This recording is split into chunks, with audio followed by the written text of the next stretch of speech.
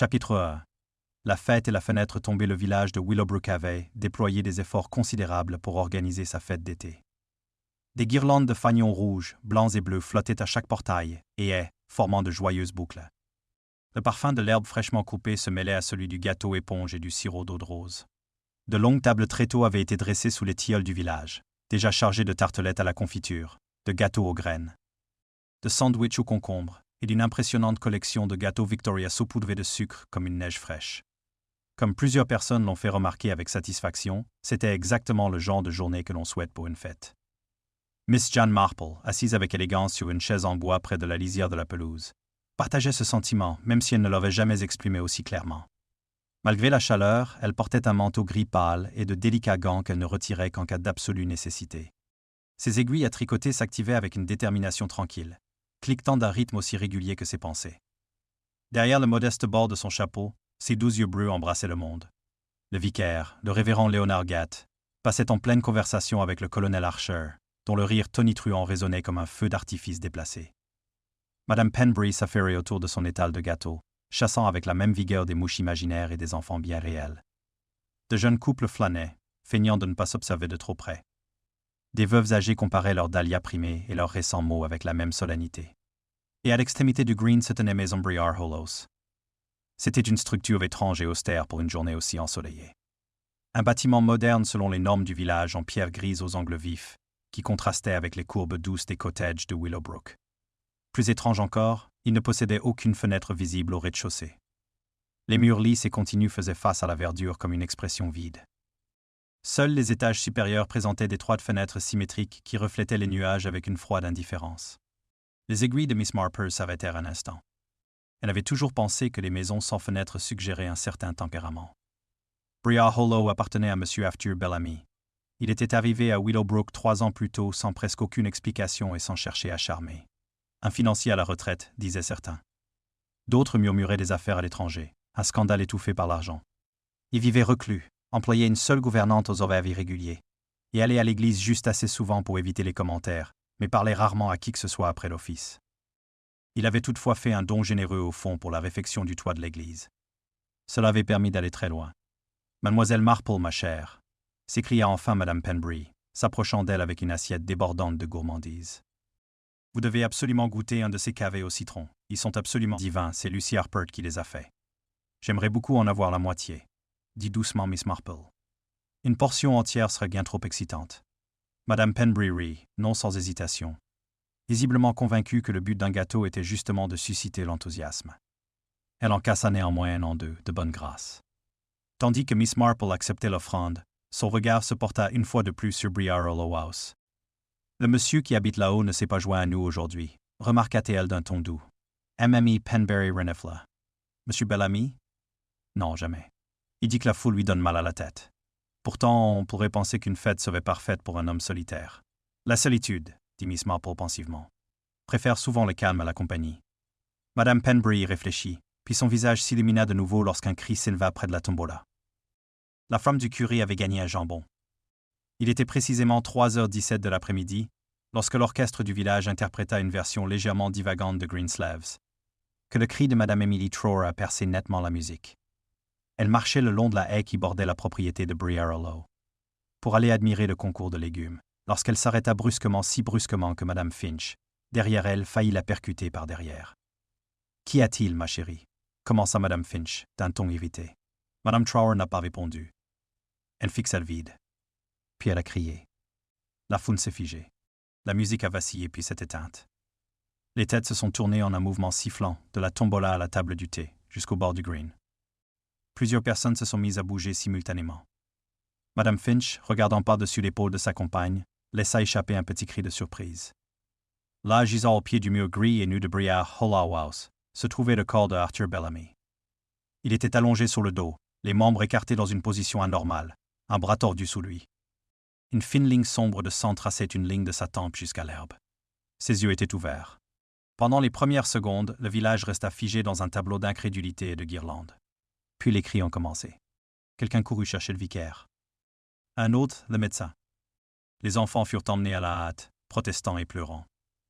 Madame Penbury laissa tomber son assiette, qui se brisa dans un bruit presque aussi sec que le cri initial. Miss Marple resta assise. Son tricot lui glissa sur les genoux. Elle ne se leva pas et ne se précipita pas avec les autres. De là où elle était assise, elle pouvait distinguer clairement le corps entre les épaules et les chapeaux d'été. Elle a remarqué plusieurs petits détails à la fois.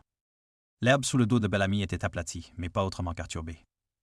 Le mur blanc derrière lui ne portait aucune trace de sang. Que les fenêtres de l'étage étaient fermées. Et ces grosses gouttes d'eau qui s'écoulaient lentement tombaient régulièrement du bord du toit, assombrissant la pierre près du corps. Il n'avait pas plus. En quelques minutes, un semblant d'ordre s'installa. Le vicaire s'agenouilla près de l'homme à terre et lui ferma les yeux d'une main tremblante. Le docteur Whitcomb arriva, essoufflé et pâle, s'agenouilla à son tour, et après un bref silence douloureux, secoua la tête. « Je crains qu'il ne soit bel et bien mort. » Un murmure parcourut la verdure. « Que » murmura quelqu'un. Le docteur Whitcomb déglutit. « Non, dit-il. Ce n'était pas une mort naturelle. » Le colonel Archer se redressa. « Vous voulez dire qu'il est tombé » Le docteur Whitcomb hésita. « Je veux dire, dit-il gravement, qu'il a été frappé, violemment, avec un objet contondant. Le choc s'était maintenant installé plus profondément, comme une seconde ombre sous la première. » La police arriva de Marlincolm en moins de 20 minutes. Le sergent Phelps, homme trapu et pragmatique, prit les rênes, visiblement soulagé d'avoir enfin une mission concrète. Les villageois furent repoussés. On prit leur nom. La situation fut maîtrisée avec rapidité et respect. Miss Marple ne fut que légèrement surprise lorsqu'elle se retrouva interpellée par le sergent Phelps, peu de temps après. « Vous étiez là lorsque le corps a été découvert, madame ?»« Oui, dit-elle. »« Je mangeais un demi-café au citron. » Il cligna des yeux, puis s'éclaircit la gorge. « Avez-vous remarqué quelque chose d'inhabituel juste avant ?»« Seulement madame Trower marchait un peu plus vite que d'habitude, » dit Miss Marple. Et l'orchestre jouait un air qui ne convenait pas vraiment au cuivre. Le sergent la regarda d'un air incertain. « Rien d'autre ? Personne près du mur ?»« Non, dit-elle doucement. Mais je ne cherchais pas de corps à ce moment-là. » Il passa à autre chose, légèrement insatisfait. Alors que l'après-midi se perdait dans des brouhahas confus de conversations chuchotées, une idée commença à circuler avec une rapidité et une unanimité remarquables. Arthur Bellamy était tombé d'une fenêtre à l'étage. « C'est évident, » déclara le colonel Archer à qui voulait l'entendre. Cet homme était solitaire. Il avait probablement du mal à tenir debout. Il a fait une chute en regardant dehors. Mais les fenêtres étaient fermées, objecta faiblement Madame Finch. « Je suppose que vous les avez ouvertes en premier. »« Et le coup à la tête ?» demanda Madame Penbury. Le colonel Archer balaya la question d'un geste. « Il a heurté le mur en tombant. » On décida, avec une rapidité étonnante, que c'était l'explication la plus plausible.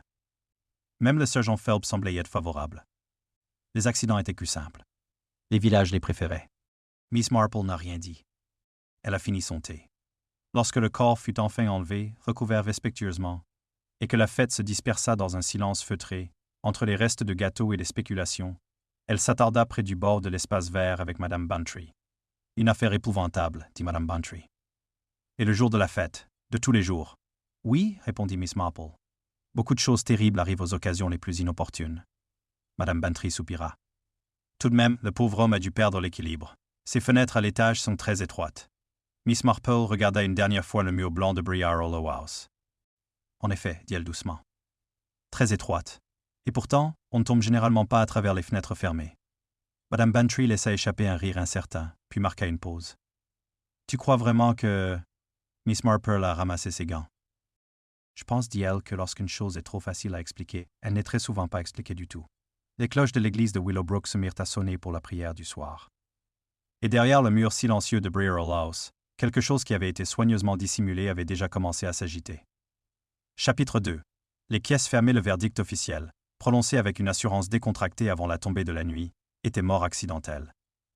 On affirma qu'Arthur Bellamy avait dû glisser d'une des fenêtres supérieures de Briar Hollow House et se cogner la tête contre le mur de pierre en contrebas. Le docteur Whitcomb, après un examen bref et visiblement pénible, admit que le choc pouvait effectivement être dû à une chute.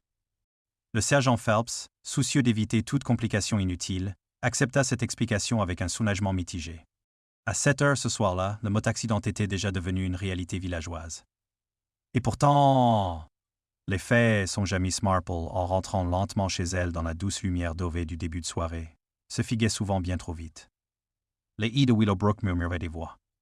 Partout où elle passait, les portes restaient ouvertes un instant de plus que d'habitude. Et les gens s'arrêtaient dans leurs cuisines et leurs entrées pour baisser la voix à son approche. La mort avait le don de faire s'élever tout un village à l'unisson. Au coin de la rue, près de la poste, elle croisa Madame Trower, pâle et agitée, serrant son sac à main comme s'il allait s'enfuir. « Oh, Miss Marple, dit-elle d'une voix tendue. Je n'oublierai jamais l'expression de son visage, jamais.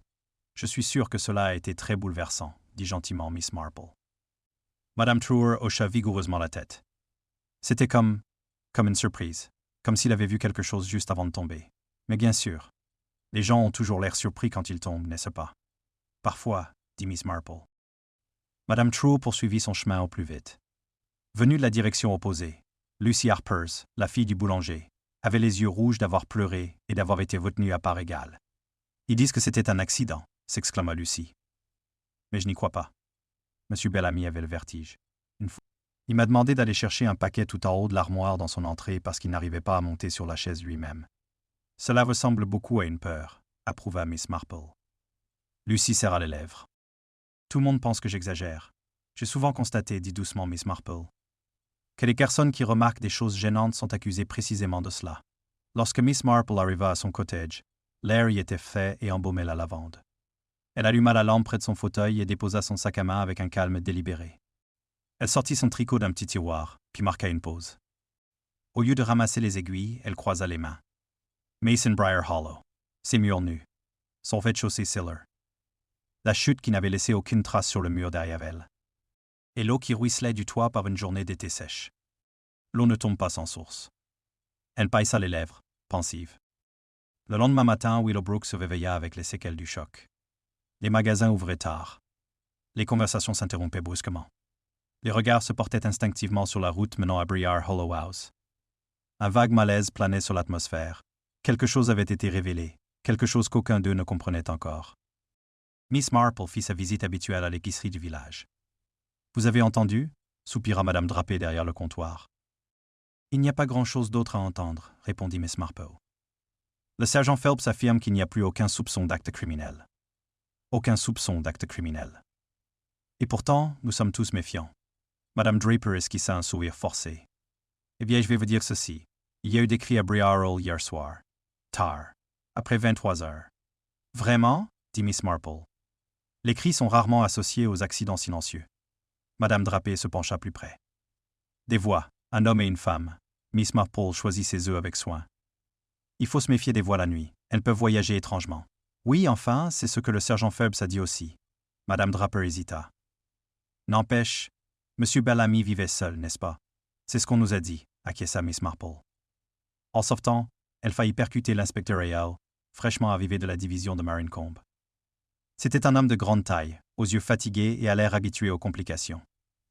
Mademoiselle Marple, dit-il poliment, je crois que nous avons déjà parlé au sujet de la disparition de Reynolds il y a 8 ans. Oui, dit-elle. Votre chapeau était très rigide. Il esquissa un sourire. Oui, toujours. Je me demandais si je pouvais vous poser une question. Bien sûr. Vous étiez présent lors de la découverte du corps. Avez-vous trouvé quelque chose d'inhabituel? Miss Marple l'observa. J'ai remarqué que de l'eau goûtait du toit, dit-elle lentement, alors qu'il n'avait pas plus. L'expression de Hal s'est durcie presque imperceptiblement. C'est inhabituel, a-t-il acquiescé. Puis-je vous demander si vous en avez parlé au sergent Phelps? Je n'avais pas l'impression qu'il était disposé à être réceptif à ce moment-là. L'inspecteur Hal acquiesça. Souvent non. Briar Hollow House a été officiellement scellé cet après-midi-là. La gouvernante, Mme Agnès Crowley, une femme mince aux mains anxieuses, se tenait sur le perron en tordant son tablier, tandis que le policier apposait la vie sur la porte. « Je n'y suis allé que pour faire le ménage », répétait-elle d'une voix faible. « C'est tout ce que j'ai fait. Pendant combien de temps avez-vous été employé par M. Bellamy » demanda l'inspecteur Howe. « Presque 3 ans, monsieur. Est-ce que quelqu'un d'autre lui a rendu visite ?» Elle hésita. « De temps en temps, admit elle. Des gens de l'extérieur du village. Mais jamais longtemps. Il n'aimait pas la compagnie. »« Des femmes » Madame Crowley serra plus fort les mains. « Non, monsieur, pas que j'ai vu ça. » L'inspecteur Hall étudia la façade aveugle de la maison. « Dites-moi, dit-il, pourquoi n'y a-t-il pas de fenêtre au rez-de-chaussée » Madame Crowley déglutit. Monsieur Bellamy a insisté. Il a dit qu'il tenait à la vie privée. Hall acquiesça. « Et les fenêtres du haut » Elles restaient toujours fermées, dit-elle machinalement. Puis elle hésita. Du moins, il préférait qu'elles soient fermées. Et hier soir, Madame Crowley semblait perplexe. Je n'étais pas là hier soir. Je rentre chez moi à 6 heures. Hal jeta un coup d'œil à la toiture. Vous n'avez jamais remarqué de problème avec la plomberie? Elle cligna des yeux. Les tuyaux faisaient un bruit étrange hier, comme de l'eau qui coule. Je l'ai signalé. Mais il a dit que ce n'était rien. Elle échangea un regard avec le sergent Phelps. Miss Marple, qui s'était placée tout innocemment près du portail du jardin avec Madame Bantry, a entendu chaque mot. L'eau qui coule, murmura-t-elle doucement. Oui, cela expliquerait tout. Ce soir-là, les villageois se rassemblèrent à nouveau par petits groupes, unis par le malaise plutôt que par la fête. Au presbytère, une petite réunion improvisée s'est formée sous prétexte de prière. Le colonel Archer dominait la pièce comme à son habitude. Il s'agit manifestement d'un accident. Toute cette appellation des enquêtes ne fera qu'envenimer inutilement les choses. Madame Finch s'est hérissée. Alors pourquoi ces cris hier soir? Des passants ivres. Il y avait 2 voix, a insisté Madame Drapé. Écho. Miss Marple était assise tranquillement dans un coin, les mains jointes sur les genoux. Le problème avec les échos, finit-elle par observer, c'est qu'ils imitent généralement quelque chose de réel. Tous les visages se tournèrent vers elle. Je crois, poursuivit-elle d'un ton calme, que M. Bellamy n'est pas du tout tombé d'une fenêtre. Le silence s'épaissit. Alors comment est mort? Demanda le colonel Archer. D'un coup porté ailleurs, dit Miss Marple. Et déplacé. Déménagé? S'exclama Madame Finch, haletante. Oui. L'herbe sous son corps n'était pas suffisamment déchirée pour qu'il ait pu tomber. Le mur était intact. Et l'eau qui s'échappe du toit laisse penser qu'on a tenté, à la hâte, de faire disparaître quelque chose. Le colonel Archer renifla. Écoutez-moi bien. Non, c'est extrêmement difficile sans beaucoup de seaux d'eau, a-t-elle déclaré. Surtout si l'on est pressé. Le suspect erroné a émergé le lendemain matin. Lucy Harper a été emmenée pour être interrogée. Elle se disputait souvent avec lui, expliqua le sergent Phelps à Madame Drapé d'un ton déplacé. Une histoire de fournisseur impayé. On l'a vu quitter Briar Hollow en larmes la semaine dernière. Et elle était près du mur à la fête. Près du mur, c'est ainsi que le village l'a décidé signifiait près du lieu du meurtre. Miss Marple a rendu visite à Lucy cet après-midi-là. La jeune fille tremblait à la table de la cuisine, sa mère se tenant anxieusement derrière elle. « Je ne l'ai pas tué, » murmura Lucy. « Il m'intimidait, oui. Il devait de l'argent à mon père, mais je ne l'ai pas touché. »« Parlez-moi des cris d'hier soir, » dit Miss Marple. Lucy déglutit. « Je l'ai entendu en rentrant chez moi. Une voix d'homme, en colère, et une femme qui pleurait. Ça venait de Briar Hollow. Une femme? Oui. Êtes-vous certain?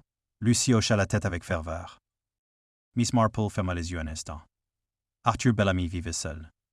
Vraiment?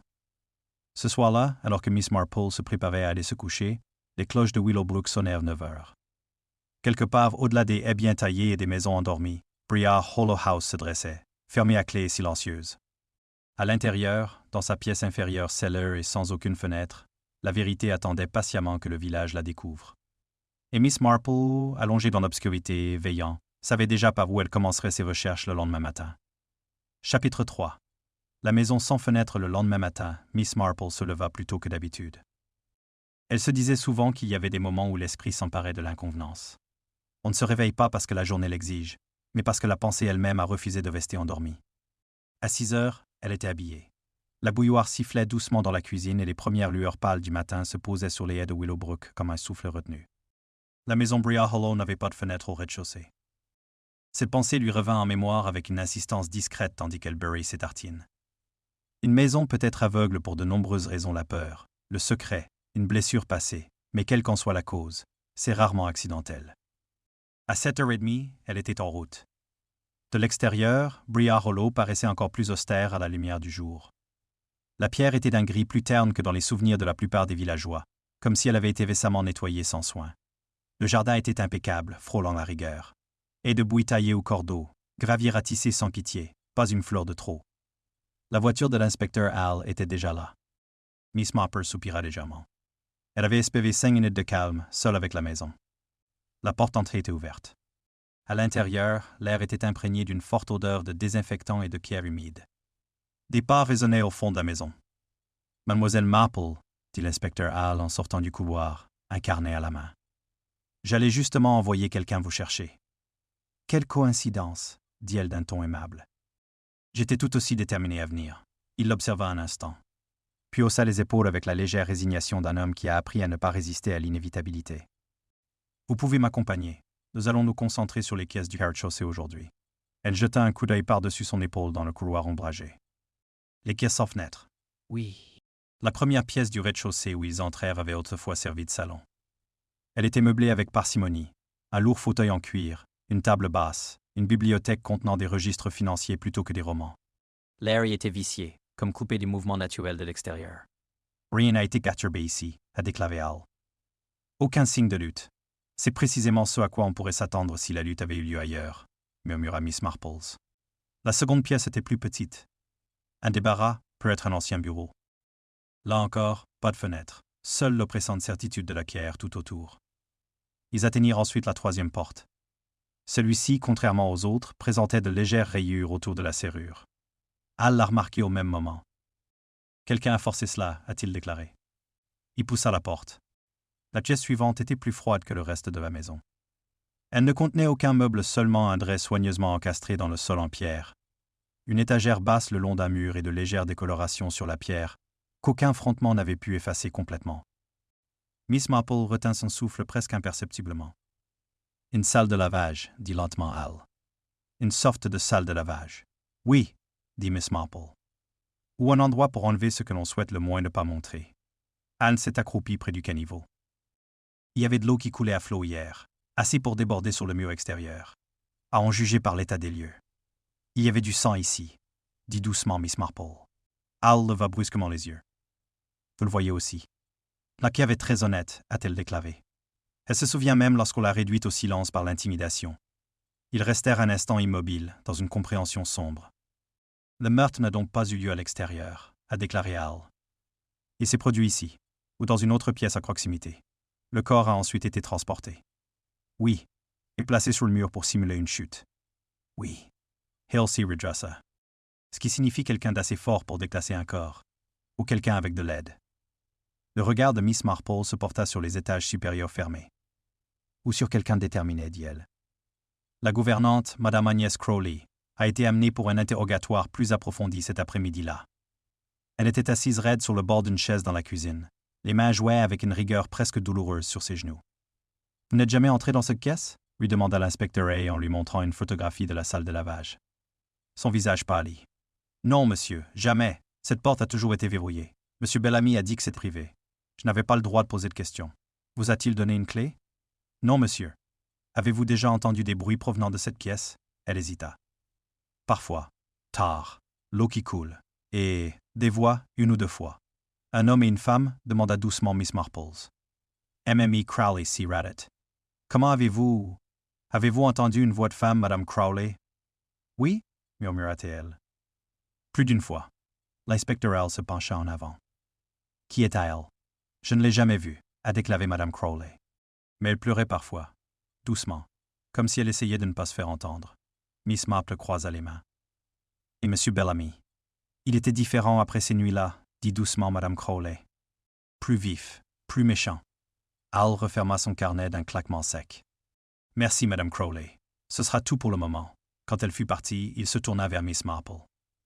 Arthur Bellamy ne vivait donc pas seul. Non, acquiesça Miss Marple. Il a séquestré quelqu'un. La mâchoire de Hal se crispa. Ou alors quelqu'un est resté secrètement avec lui. Oui, dit-elle. Et le secret, voyez-vous, a toujours un prix. Le village a accueilli cet événement avec un enthousiasme à peine dissimulé. Lucy Harper fut innocentée ce soir-là. Le sergent Phelps, contraint de s'expliquer publiquement, n'en parut pas ravi. Lorsque Lucy sortit du poste de police de Mallingham, pâle mais déterminée, Miss Marple l'attendait. « Viens prendre le thé avec moi, dit-elle. Cela te fera du bien de t'asseoir dans un endroit où règne une atmosphère sereine. » Lucy cligna rapidement des yeux. « Merci. » Autour d'une tasse de thé et dans une douce compassion, la jeune fille prit la parole. « Je ne l'ai jamais dit à personne, finit-elle par dire. Mais il y a quelques semaines, j'ai vu une femme à Breer Hollow, tard dans la nuit. Elle se tenait à la fenêtre du premier étage. Vous souvenez-vous de quelque chose à son sujet ?» demanda Miss Marple. Lucy fronça les sourcils. Seulement, elle avait l'air maigre et effrayée. Miss Marple ferma brièvement les yeux. L'image s'imposa avec une terrible clarté. Le deuxième incident cela s'est produit 3 nuits plus tard. Willowbrook fut tiré de son sommeil par le bruit lointain de verres brisés. Lorsque l'inspecteur arriva à Breer Hollow House, la fenêtre supérieure du côté avait été brisée vers l'intérieur. À l'intérieur, sur le sol d'une chambre étroite, gisait une femme à peine consciente, terrorisée. Son nom, une fois extrait malgré le choc et les larmes, était Margaret Bellamy, l'épouse d'Arthur Bellamy. Elle avait été maintenue cachée dans la maison pendant plus d'1 an. « Pourquoi ?» demanda calmement Hal le lendemain matin. Les mains de Margaret Bellamy tremblaient autour de sa tasse de thé. Il a dit que j'étais malade, dangereuse. Il m'a dit que si je partais, il prouverait que j'étais folle et me ferait enfermer à jamais. Miss Marple la regarda avec une douceur imperturbable. Et la nuit de sa mort, ils se sont disputés, murmura Margaret. J'étais en bas, il était furieux. Je l'ai frappé avec le tisonnier quand il s'est jeté sur moi. J'ai cru l'avoir tué. J'ai pris la fuite.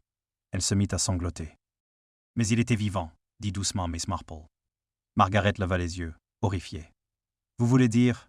Oui, dit Miss Marple. Quelqu'un a terminé ce que vous n'avez pas commencé. La vérité commençait à se préciser. Une seule autre personne était au courant de l'emprisonnement de Margaret Bellamy. Une seule autre personne avait accès aux toilettes Sailor. Une seule personne avait un motif non seulement pour le silence, mais aussi pour le contrôle. Emma Agnes Crowley. Elle a été arrêtée discrètement à l'aube. Finalement, elle a avoué avec un soulagement teinté de lassitude. Arthur Bellamy lui avait promis de l'argent. Pendant des années. Poor services rendus. Pour son silence. Lorsqu'il menaça de l'abandonner, de laisser Margaret libre et de tout nier, elle paniqua. Elle l'avait frappé après la fuite de Margaret. Puis elle avait lavé la caisse. Puis elle avait traîné le corps dehors. C'était censé ressembler à un accident, murmura-t-elle. Le village adore les accidents. Miss Marple visita Briar Hollow une dernière fois après que la maison eût été vidée. La pièce sans fenêtre était nue. Ces maisons, dit-elle doucement à l'inspecteur à la côté d'elle, sont construites pour retenir les choses. Mais les vérités humaines ne respectent pas l'architecture. Elles trouvent toujours un moyen de s'échapper. Il hocha la tête. Dehors, Willowbrook reprit son rythme régulier. Mais elle ne regarderait plus jamais les murs silencieux de la même manière. Chapitre 4. Silence brisé. Le village de Willowbrook était fier de sa résilience. 3 jours après les révélations de Briar Hollow, les rideaux se fermèrent à nouveau à l'heure habituelle. Les portes reprirent leur fonctionnement normal et le facteur retrouva sa ponctualité joviale. Pourtant, sous cette apparence de retour à la normale, quelque chose avait changé irrémédiablement. On parlait désormais avec plus de précaution. Les idées reçues avaient volé en éclats, laissant place à une conscience troublante de la méconnaissance profonde que l'on avait des visages, même les plus familiers. L'arrestation de Mme Agnès Crowley s'était déroulée avec une discrétion frôlant la clémence. Il n'y avait eu aucun spectacle public, aucune arrestation spectaculaire menottée dans les rues du village. Pourtant, la nouvelle s'était répandue plus vite que n'importe quelle voiture de police. Au moment du petit déjeuner, tout le monde était au courant. Miss Marple, tout en versant son thé avec sa précision habituelle, songea que les confessions semblaient toujours plus retentissantes après coup. Lucy Harper est passée cet après-midi-là, le visage désormais empreint d'une énergie déterminée, et non plus de pâleur due à la peur. « Je me sens bête, » dit-elle en s'installant dans le fauteuil en face de celui de Miss Marple. Pendant tout ce temps, j'ai cru qu'il était simplement froid et méchant. Je n'avais jamais imaginé qu'il était un monstre, d'une manière aussi délibérée. Ce sont rarement les monstres qui se présentent comme tels, répondit Miss Marple. Ils préfèrent être considérés comme difficiles, incompris ou simplement asociaux. Lucy hésita. Et Madame Crowley, pensez-vous qu'elle était maléfique? Miss Marple remua son thé. Je crois qu'elle avait peur. La peur peut pousser les gens à commettre des actes qu'ils auraient autrefois cru impossibles. Cela ne les excuse pas, mais cela explique beaucoup de choses. Lucy hocha lentement la tête. Et Madame Bellamy? Demanda-t-elle. Que va-t-il lui arriver? On prendra soin d'elle, dit Miss Marple. Et avec le temps, elle pourra même retrouver une certaine confiance. C'est le plus grand travail de tous. L'inspecteur Hall est resté à Willowbrook plus longtemps que prévu. En raison de l'état de santé de Margaret Bellamy, la procédure officielle fut retardée. Les autorités médicales insistèrent sur le repos et une surveillance étroite avant qu'un témoignage solide puisse être envisagé. Entre-temps, Hall s'attela à rassembler des preuves, à rectifier les hypothèses et surtout, à démêler les chevaux financiers qu'Arthur Bellamy avait si discrètement tissés autour de lui. Il vint voir Miss Marple tard un soir, son chapeau à la main. « Tu avais raison depuis le début, » dit-il. Sur tout ce qui comptait. Miss Marple esquissa un sourire. « J'étais simplement attentive. » Il hésita. « Vous aviez également raison au sujet de Lucy. Je regrette qu'elle ait été soupçonnée. »« Moi aussi, » dit Miss Marple.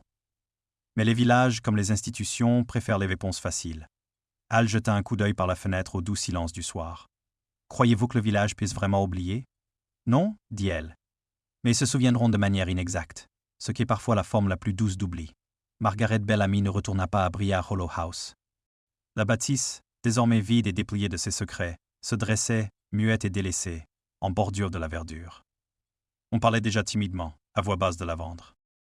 De la transformer en bureau, en petite maison de retraite, ou même d'abattre les murs aveugles et d'y installer enfin des fenêtres.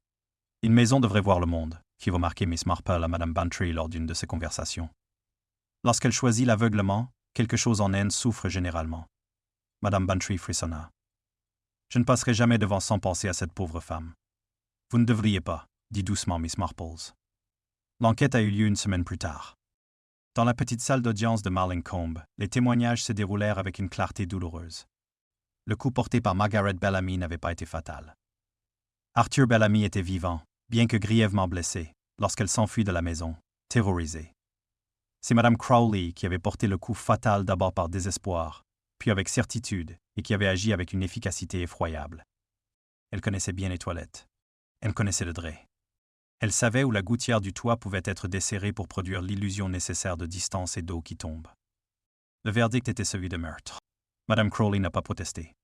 Puis, tandis que les gens se dispersaient sous un ciel d'un bleu précis, Miss Marple resta assise tranquillement quelques instants à côté de Margaret Bellamy. « Tu n'as remarqué » dit doucement Margaret. « Avant tout le monde. »« Oui, » répondit Miss Marple. « Car j'ai connu des femmes qui se cachaient et des hommes qui avaient besoin de se dissimuler pour se sentir puissants. Là. Nature humaine répète ses schémas avec plus de fidélité que n'importe quel crime. » Margaret la regarda avec une gratitude fatiguée. « Tu m'as sauvé. »« Non, ma chère, » dit Miss Marples. « Vous avez survécu par vous-même. Je n'ai fait qu'écouter au bon moment. » L'été passa. Les roses fleurissaient en abondance le long des allées de Willowbrook. Les enfants reprenaient leur jeu, leur rire résonnant dans toute leur splendeur. On entendait de nouveau la fanfare le jeudi soir, mais jamais avec le même enthousiasme insouciant qu'auparavant. Miss Marple reprit son tricot à l'endroit habituel, près de l'espace vert. Briar Hollow House était désormais vide, silhouette incongrue contrastant avec l'ordre poli du village. Pourtant, dans ce vide même, elle avait perdu quelque chose de sa menace. Les secrets nécessitent des personnes. Et Willowbrook avait appris au prix d'un coup silencieux et douloureux que son plus grand danger n'avait jamais été la maison sans fenêtre, mais les idées reçues qui lui avaient permis d'exister sans être remises en question. Chapitre 5. Conte et ancien score si Willowbrook a cru, ne serait-ce qu'un instant, que l'affaire Arthur Bellamy s'était réglée proprement avec l'arrestation de Madame Crowley et le sauvetage de Margaret Bellamy, elle a très vite été détrompée. Car la mort, comme le constatait souvent Miss Marple, n'était jamais économe. Elle se dépensait sans compter, puisant avec la même générosité dans les finances, les amitiés, les promesses oubliées et les vieilles rancunes. Aucune vie, si secrète soit-elle, ne s'achevait sans laisser de longues traces sur les autres. La première ombre apparut sous la forme d'une lettre.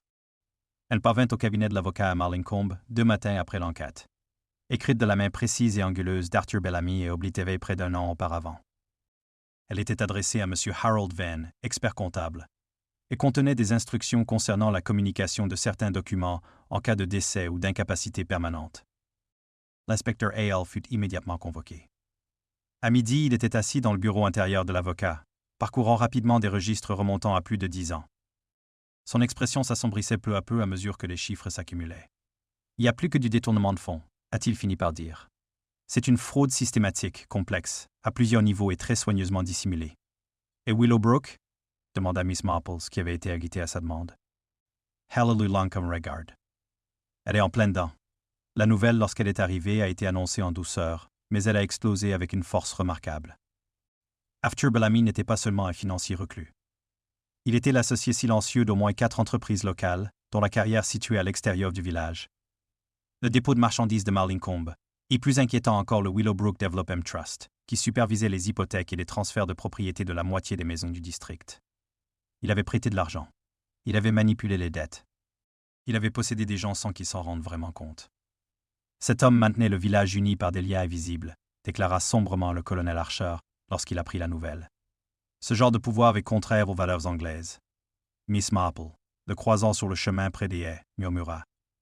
Au contraire, colonel, c'est tout à fait tragiquement anglais. La première victime financière est apparue dans les 48 heures. George Pritchard, qui exploitait la carrière, a subi un effondrement soudain et total de sa solvabilité lorsque les avoirs de Bellamy ont été gelés dans l'attente d'une enquête. Sans avertissement ni explication, il s'est retrouvé dans l'incapacité de payer ses employés. Dans l'après-midi, les portes de la carrière étaient fermées. « Vous voulez dire, » chuchota Madame Drapé dans le magasin, « que M. Pritchard pouvait tout perdre à cause d'un mort? »« Oui, » répondit Miss Marple. « La mort n'allège pas les dettes, elle les rend souvent plus lourdes. » Le soir venu, George Pritchard en personne arriva à grands pas devant le portail de Miss Marple, avec l'air d'un homme poussé plus par le désespoir que par la rancœur. « Je ne lui ai jamais fait confiance, » s'exclama Pritchard après un bref bonjour. Pas une seule fois. Mais quand un homme vous propose un prêt sans témoin ni papier, vous acceptez, sinon vous voyez votre vie s'écrouler. Et maintenant? Demanda doucement Miss Marple. Et maintenant, je vais peut-être y aller, dit-il avec amertume. Miss Marple étudia son visage. Et vous êtes-vous déjà disputé avec M. Bellamy, violemment? Il rit d'un rire rauque. La moitié du village l'a faim, une fois qu'ils ont compris qui il était vraiment. Mais non, je ne l'ai jamais frappé. J'avais besoin qu'il soit vivant si je voulais avoir une chance de me sortir de ce pétrin. Une à une, les apparences polies du village commencèrent à se fissurer. Il s'avéra que Mme Finch avait emprunté de l'argent pour financer les études de médecine de son neveu. Le don du révérend Gatt pour la réfection du toit de l'église était passé par l'intermédiaire de Bellamy. Même les talons de prix du colonel Archer avaient, semble-t-il, été financés par un prêt discret. Il y avait de la bonté dans son argent, insista Mme Finch autour d'un thé préparé à la hâte. Même si elle n'existait pas chez l'homme, la gentillesse, dit Miss Marple, n'est généralement pas anonyme. L'effet fut profond et troublant. Ceux qui s'étaient félicités de leur indépendance se retrouvaient désormais liés aux défunts par des liens invisibles. La gratitude se mua en culpabilité. Le soulagement se mêla à la peur. Et le ressentiment, longtemps contenu par l'obligation, commença à faire surface. L'inspecteur L. s'est rendu au cottage de Miss Marple à la tombée de la nuit. J'espérais, a-t-il admis, que la mort de Bellamy mettrait fin à l'affaire. Au lieu de cela, le temps de travail est de 2h30 et une demi-jour. Elle en révèle une bien plus vaste. Plusieurs individus ont des intérêts dangereux à faire disparaître certains documents. Alors c'est une très bonne chose qu'il ne l'ait pas fait, dit calmement Miss Marple. Hail Hasita. Vous croyez que les finances sont directement liées au meurtre? Je crois, dit-elle, que lorsqu'un homme commence à emprisonner des gens, que ce soit dans des chambres ou par l'endettement et secret des ennemis qu'il ne voit jamais vraiment clairement. Al soupira. Et parfois, les ennemis ressemblent à des accidents. La deuxième rupture est venue d'un secteur inattendu. Madame Truer, encore hantée par la découverte du corps, s'effondra en larmes au milieu de la mercerie et confessa longuement et avec une emphase dramatique considérable qu'Arthur Bellamy avait un jour menacé de ruiner son fils si elle ne parvenait pas à convaincre son mari de vendre une étroite bande de terre bordant l'arrière de Briar Hollow. Dans quel but? Demanda plus tard Miss Marple. Un accès, murmura Madame Truer. Il voulait une deuxième entrée et sortie. Un chemin privé, dit Miss Marple. Madame Truer hocha la tête d'un air misérable. Mon mari a refusé. C'est à ce moment-là que les menaces ont commencé. L'inspecteur Hall écouta cette révélation avec un malaise croissant. Bellamy préparait donc une voie d'évasion, murmura-t-il. Depuis sa propre maison. Oui, dit Miss Marple. Ou pour que quelqu'un d'autre y échappe. À la fin de la semaine. Willowbrook donnait l'impression d'être doucement mais implacablement défait fils par fil. Ceux qui n'avaient jamais parlé d'argent auparavant n'avaient plus que ça en tête. Les vieilles conversations furent examinées. Les remarques anodines prirent une tournure inquiétante. Un prêt n'était plus un geste de générosité. Une faveur n'était plus gratuite. Et au milieu de tout cela se tenait Margaret Bellamy, pâle et vigilante, installée temporairement dans une maison de retraite tranquille à la périphérie de Marlincombe.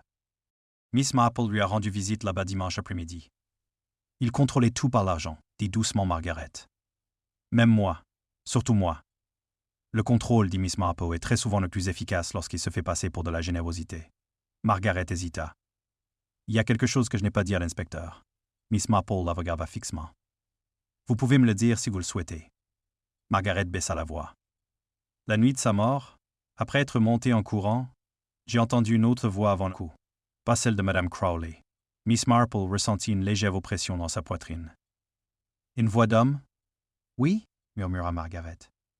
Je me disputais avec lui, à propos d'argent. Ce soir-là, Miss Marple rentra chez elle avec la lente assurance de quelqu'un dont la carte vient d'être redessinée. Madame Crowley avait porté le coup fatal. Mais elle n'était pas la seule à Briar Hollow ce soir-là. Quelque part à Willowbrook, ou juste au-delà, marchait un homme dont la dette envers Arthur Bellamy était bien plus importante que la simple somme d'argent.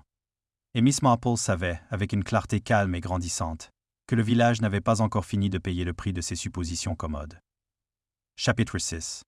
L'homme qui devait tout l'homme dont Margaret Bellamy avait entendu la voix dans l'obscurité n'était, au premier abord, qu'une forme sans visage. Bien que bouleversé par cette révélation, l'inspecteur elle procéda avec la prudence méthodique propre à ceux qui démêlent les énigmes humaines avec une grande habileté. Aucune annonce ne fut faite. Aucune question ne fut posée publiquement. Au lieu de cela, des investigations discrètes furent entreprises. Vérification minutieuse des traits, des registres de location, des prêts anonymes et des allées et venues nocturnes sur les routes menant à Willowbrook. Pour sa part, Miss Marple a fait ce qu'elle a toujours fait de mieux. Elle écouta. Tout a commencé comme c'est souvent le cas par une remarque anodine faite autour d'un thé. Madame Bantry, assise dans le salon de Miss Marple avec une assiette de sablé en équilibre précaire sur ses genoux, fronça les sourcils en regardant sa tasse. « Savez-vous que j'ai vu George Pritchard revenir de Mallincombe en voiture aux alentours de minuit la nuit où M. Bellamy est décédé ?» La main de Miss Marple s'arrêta sur la théière. « Vraiment? De quelle direction ?»« Par la route côtière, dit Madame Bantry. Ce qui m'a paru étrange. Il ne passe jamais par là. C'est plus long et la suspension est épouvantable. T'a-t-il vu? Non. J'étais dans la voiture. Il est passé sans ralentir. Miss Marple versa le thé avec un soin exquis. Et vous êtes sûr de l'heure? Ah oui, je m'en souviens. Car je venais de finir d'écouter la radio. Le journal de 21h était terminé. Le temps se resserra nettement dans l'esprit de Miss Marple. George Pritchard avait toujours imposé sa présence au village. Larges épaules, visage rougeau, avec une voix tonitruante qui transformait même les remarques les plus anodines en déclarations. La carrière appartenait à sa famille depuis des générations. Pour la plupart des villageois, il incarnait la certitude et la continuité. Edmund Tennant, la ruine. L'inspecteur alla convoquer pour un interrogatoire 2 jours plus tard. Pritchard arriva visiblement agité, ses grandes mains s'ouvrant et se fermant comme s'il pouvait s'emparer du contrôle des circonstances par la seule force de sa volonté. « Vous pensez que cela a quelque chose à voir avec moi ?» dit-il sans embâge. Hal soutait son regard. « Je crois que vous étiez profondément redevable envers M. Bellamy. » Pritchard serra les dents. La moitié du village l'était. « Pas comme vous, dit Hal d'une voix calme. Votre prêt était 10 fois plus important que tous les autres. » Les yeux de Pritchard ont cligné. « Vous étiez à Breer Howell la nuit de sa mort, » poursuivit Hal. Pritchard laissa échapper un long soupir. « Oui, je suis allé le confronter. J'étais désespéré. J'avais besoin de temps 6 mois seulement. Il a refusé. Et puis je suis parti, a déclaré Pritchard d'une voix grave. Je le jure, il était vivant quand je suis sorti de cette maison. Avez-vous vu Madame Crowley? Non. Madame Bellamy? Pritchard hésita. J'ai entendu quelque chose à l'étage. Une porte, peut-être, ou un cri. Je n'ai pas cherché à savoir. La voix de Hal s'est durcie. Pourquoi pas? Parce que ce secteur était déjà suffisamment malsain, a déclaré Pritchard. Je voulais partir. Miss Marple a pris la plupart de ces informations plus tard, dans un murmure villageois. Ce qu'elle n'entendit pas des inspecteurs, elle le recueillit auprès de sources plus discrètes. Lucy Harper, qui livrait du pain à la maison de retraite, remarqua que les mains de Margaret Bellamy tremblaient violemment lorsque le nom de George Pritchard fut mentionné par inadvertance au souper.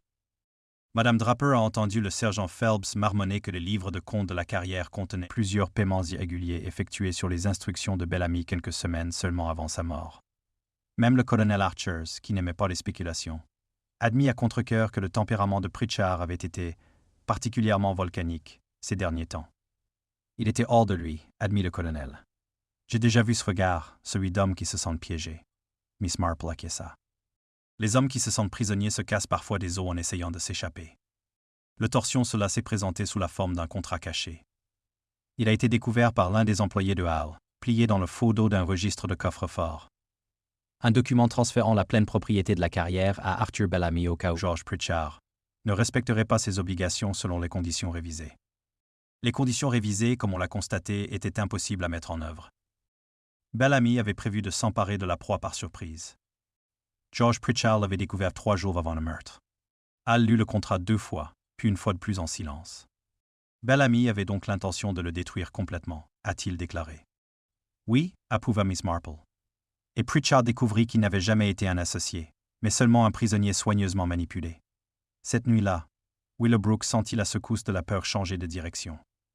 Les murmures qui planaient autrefois autour de Lucy Harper et de Madame Crowley dévivaient désormais, inévitablement vers George Pritchard. Il avait un mobile. Il était enragé. Il a été aperçu peu avant son décès. Il risquait de tout perdre. Le colonel Archer déclara d'un ton bourru. S'il n'a pas porté le coup fatal, il est passé suffisamment près pour l'entendre tomber. Miss Marple ne parla pas. Elle pensait à la certitude tremblante de Margaret Bellamy. Il y avait un autre homme là-bas. Il se disputait avec lui. À propos d'argent. Pritchard correspondait parfaitement à cette description. Et pourtant, quelque chose restait désaligné. Elle rendit de nouveau visite à Margaret. Cette fois, Margaret était plus forte. La couleur commençait à revenir légèrement à ses joues, même si son regard restait prudent. « Réfléchissez bien, dit Miss Marple. L'homme que vous avez entendu était-il en colère par désespoir ou par certitude? » Margaret fronça les sourcils. « J'en suis certaine, dit-elle lentement. Il ne suppliait pas, il exigeait. Il répétait sans cesse « Tu l'as promis ». Le cœur de Miss Marple émit un petit battement sourd et précis. Cela ne ressemblait pas à ce qu'on attend de George Pritchard. On avait dit quelqu'un qui se croyait redevable. L'homme qui devait tout n'était pas toujours celui qui croulait sous les dettes. Parfois, il s'agissait de l'homme qui avait autrefois été puissant et qui était sur le point de tout perdre. Le réseau financier de Bellamy s'étendait bien au-delà de Willowbrook. Un nom revenait sans cesse dans les registres que l'inspecteur allait étudier désormais avec une inquiétude croissante. Harold Venn. Expert comptable agréé. Gestionnaire de fiducie. Architecte Silentio de l'Empire de Bellamy. L'homme auquel la lettre Sailor était adressée. Cet homme qui, par ailleurs, n'avait pas été vu en public depuis plus d'1 an. Miss Marple croisa les mains sur ses genoux, tandis que l'implication s'installait avec une élégance glaçante. La dispute que Margaret Bellamy avait entendue n'avait pas opposé un débiteur à un créancier. C'était entre eux partenaires. Et les partenaires, lorsqu'ils se disputent au bord de la ruine, ne se disputent pas doucement. Chapitre 7. Le partenaire dans l'ombre Harold Venn n'avait jamais mis les pieds à Willowbrook. En soi, rien d'extraordinaire. Après tout, les comptables ne sont pas connus pour s'aventurer dans les villages où leurs fonctions prennent forme humaine. Pourtant, comme le songeait Miss Marple, assise et mains jointes sur les Thames, c'était précisément l'absence d'un tel homme qui devait éveiller les soupçons. Car le pouvoir qui ne se manifeste jamais est souvent le plus dangereux. L'inspecteur Hall était d'accord. On ne le trouve pas, dit-il d'un ton sombre, debout près de la petite cheminée de Miss Marple, un après-midi où la pluie tambourinait doucement aux vitres. Aucune adresse fixe, aucun bureau occupé. Même ses inscriptions professionnelles ont été transférées à des sociétés écrans il y a des années. Autrement dit Miss Marple, il a vécu derrière une série de rideaux soigneusement disposés. Oui. Et vous croyez qu'il était à Briar Hollow la nuit de la mort d'Arthur Bellamy? Hall hésita. Je crois qu'il pourrait l'être. Je ne peux pas encore le prouver. Non, acquiesça Miss Marple. Mais les preuves arrivent généralement tard. Le village, quant à lui, avait fermement fixé son attention sur George Pritchard. Les hommes qui arpentent le sol en criant font de bien meilleurs méchants que ceux qui calculent. Les enfants répétaient des bribes des conversations de leurs parents. Les commerçants se turent à l'entrée de Pritchard. Même les ouvriers de la carrière, autrefois d'une loyauté sans faille, le regardaient désormais avec méfiance plutôt qu'avec confiance. Miss Marple observa ce changement discret avec inquiétude.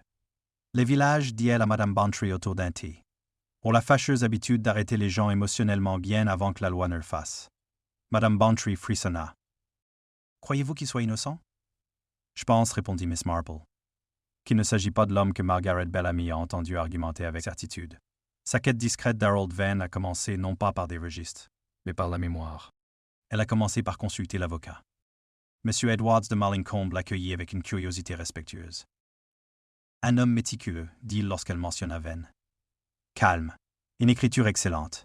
Il a géré les fiducies de Bellamy avec une précision extraordinaire. A-t-il jamais semblé émotif? Demanda Miss Marple. Edwards haïssita. Une fois, il y a environ 1 an, il était venu modifier une clause relative à l'autorité du conjoint. Le regard de Miss Marple s'aiguisa. L'autorité de qui, précisément? De Madame Bellamy, a admis l'avocat. Monsieur Venn a insisté pour que cela soit entièrement retiré. Et vous avez posé la question. Il a dit que c'était pour la protéger. Miss Marple esquissa un sourire. C'est une justification très répandue. Vint ensuite la maison de retraite. Margaret Bellamy accueillit Miss Marple avec un soulagement visible. « J'espérais que vous reviendriez, » murmura-t-elle. Miss Marple lui prit doucement la main. « Dites-moi ce dont vous vous souvenez d'Harold Venn. » Les doigts de Margaret se crispèrent. Il venait souvent à la maison, toujours la nuit. Arthur lui faisait plus confiance qu'à quiconque. « Et vous l'avez fait ?» demanda doucement Miss Marple. Margaret haïssita. « Non, il me faisait plus peur que mon mari. Pourquoi? » « Parce qu'Arthur voulait me contrôler, » dit Margaret. Mais Harold Venn voulait m'effacer. Un silence s'installa entre eux. Il a dit un jour à Arthur, poursuivit Margaret, qu'une femme était un fardeau qu'aucun homme responsable ne tolérerait. Arthur a ri. Mais ensuite, il s'est mis à verrouiller des portes qui n'avaient jamais été verrouillées auparavant. Miss Marple ferma les yeux un instant. La confirmation finale est venue d'une source inattendue. Lucy Harpers, qui livrait du pain à l'ancien dépôt de marchandises à la périphérie de Mallincombe, remarqua un nom fraîchement inscrit à la craie sur le registre des entrées. H. Army. Elle l'a dit à Miss Marple ce soir-là. Les comptables s'occupent rarement des tâches manuelles d'expédition, dit Miss Marple d'un air pensif. L'inspecteur Hall n'a pas hésité. Quelques heures plus tard, les bureaux du dépôt furent discrètement fouillés. Ils ont trouvé des registres brûlés dans le poêle, des papiers de voyage dans la poubelle, et une valise à moitié faite sur le bureau. Harold Venn se préparait à disparaître. Il a été retrouvé avant l'aube à la petite gare côtière au sud de Marlincolm, attendant un train de marchandises matinal. L'arrestation n'a rien eu de remarquable. Harold Venn n'opposa aucune résistance ni protestation.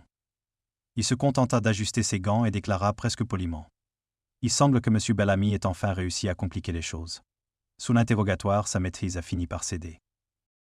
J'ai bâti cet empire, dit froidement Venn. Bellamy n'a fait que l'apprécier, et lorsqu'il est devenu néglige, lorsqu'il a tout mis en péril en cédant à ses faiblesses sentimentales, j'ai agi. Vous voulez dire sa femme? A dit Hal. Oui, répondit Venn. Et lorsqu'elle l'a frappé et s'est enfuie, il est devenu très gênant. La voix de Hal était implacable. Tu as terminé ce qu'elle avait commencé. Venn esquissa un sourire. J'ai corrigé une inefficacité. Miss Marples, qui avait été autorisée à s'asseoir tranquillement sur le côté de la pièce, prit enfin la parole. Et Madame Crowland, elle était utile, dit Venn d'un ton léger. La peur et l'argent sont des motivations d'une fiabilité admirable. L'affaire était enfin close. Madame Crowley avait agi sous l'effet de la panique et de la cupidité. George Pritchard s'était emporté et avait proféré des menaces. Margaret Bellamy avait frappé par terreur. Mais c'est Harold Venn qui avait porté le coup final, délibéré. Willowbrook apprit la vérité, comme tous les villages, par petites vagues progressives et étouffées. Il y eut du soulagement, mêlé de honte. Il y eut une réhabilitation pour George Pritchard. Et il y avait, en filigrane, le poids troublant de la proximité avec laquelle ils avaient condamné le mauvais homme simplement parce qu'il en avait l'air. Miss Marple reprit sa place près de la pelouse par un après-midi pâle et calme. Briar Hollow House restait toujours vide. Mais pour la première fois, cela ne lui semblait plus être un lieu d'emprisonnement secret. C'était tout simplement ce que cela avait toujours été, un monument à la mémoire d'un homme qui croyait que les murs pouvaient se substituer à la conscience. Chapitre 8. Le piège dont on se souvient dans les jours qui suivirent l'arrestation d'Harold Venn. Willowbrook connut un calme étrange et pesant. Ce n'était pas la paix. La paix impliquait la résolution, le réconfort et un sentiment de justice durable. Ce qui régnait sur le village ressemblait plutôt à une réplique sismique. Le calme fragile qui suit un bruit violent, avant même que l'oreille ait décidé si elle peut de nouveau entendre sans danger. Les gens vaquaient à leurs occupations, mais avec prudence. Ils parlaient à voix basse, même seuls. Les rires revinrent par brèves et hésitantes rafales, comme des oiseaux tâtant l'air après l'orage. Et pendant tout ce temps, Miss Marple restait assise près de la pelouse à tricoter. L'inspecteur Hal est venu la voir 3 jours après les aveux de Venn. « Je vous dois une explication, » dit Hal après avoir accepté une tasse de thé et une tranche de gâteau aux graines. « Où peut être une confession de ma part? » Miss Marple esquissa un sourire. « Je doute que ce soit un méchant. Il s'agit du piège, dit-il. Celui qui a finalement forcé Venn à se dévoiler. » Les aiguilles de Miss Marple s'immobilisèrent. « Ah! Nous avons lancé la rumeur selon laquelle les contrats de la carrière avaient été égarés, pas détruits. Simplement disparus. Nous l'avons laissé se répandre suffisamment. C'est vous qui l'avez suggéré. »« Oui, » répondit doucement Miss Marple. « Les hommes comme Harold Venn ne supportent pas les comptes inachevés. »« Non, » acquiesça Hal. 48 heures plus tard, il s'était présenté au dépôt de marchandises pour récupérer ce qu'il pensait avoir été oublié. Miss Marple reprit son tricot. « On confond souvent prévisibilité et intelligence, » dit-elle. C'est assez étonnant de constater à quel point la nature humaine se révèle fiable. Hal la regarda pensivement. « Tu savais qu'il viendrait, » dit-il. « Oui, et vous saviez que Mme Crowley n'avouerait que lorsqu'il ne serait plus en mesure de la menacer. » Miss Marple inclina légèrement la tête. La peur me l'accompagne, le courage aussi. La déclaration complète de Mme Crowley a été enregistrée la semaine suivante. Cette fois, elle parla sans larmes, sa voix empreinte de l'épuisement d'une femme qui a porté trop de secrets pendant trop longtemps. Il m'a promis protection, dit-elle. De l'argent aussi, mais surtout protection. M. Bellamy avait commencé à me faire peur. Il buvait davantage, il criait. Il disait que je ne lui servais plus à rien. Et quand M. Venn est arrivé, demanda Hal. Il m'a dit d'attendre. Il a dit qu'il s'occuperait de tout. Miss Marple, assise tranquillement au fond de la salle, remarqua que Mme Crowley n'avait jamais prononcé ce mot point meurtre. Elle l'a appelé manumission. George Pritchard reçut son absolution avec un malaise visible. « Je devrais être soulagé, » dit la Miss Marple en après-midi, tandis qu'il marchait lentement le long du chemin de la carrière. « Mais je ne ressens que de la fatigue et de la bêtise. Pourquoi stupide ?» demanda-t-elle. « Pour lui avoir fait confiance, pour m'être laissé enchaîner ainsi, pour être presque devenue une meurtrière dans mon cœur. Même s'il n'ait pas utilisé mes mains. » Miss Marple le regarda fixement. « Il n'est jamais insensé de vouloir sauver l'œuvre de toute une vie. C'est seulement dangereux. » Il hocha lentement la tête. « Les contrats seront réécrits, correctement cette fois, avec de la clarté sur chaque page. Voilà. » Dit Miss Marple. « Comment les choses devraient toujours être écrites. À la maison de retraite, Margaret Bellamy poursuivait sa lente convalescence. Elle ne tremblait plus à chaque pas. Elle recommença à se promener dans le jardin. Une fois, timidement, elle rit même à une remarque de Lucy Harper lors de sa livraison de paix. « J'ai l'impression de sortir d'un tunnel très étroit », confia Margaret à Miss Marple lors d'une visite discrète. La lumière est étrange, trop vive. Cela va s'adoucir, l'assura Miss Marple. La lumière finit toujours par s'adoucir avec le temps. Margaret hésita. Et Arthur? Il est parti, dit doucement Miss Marple. Et il n'a plus aucun droit sur vous. Margaret ferma les yeux comme si elle absorbait cette vérité pour la première fois. La vente de Briar Hollow House s'est déroulée rapidement. Les promoteurs sont venus une fois, ont jeté un coup d'œil aux pièces condamnées, à la lourde pierre, à l'impression d'espace déformé, et se sont retirés. Finalement, la propriété est passée discrètement entre les mains du conseil de comté. Il a été question de le transformer en résidence de convalescence.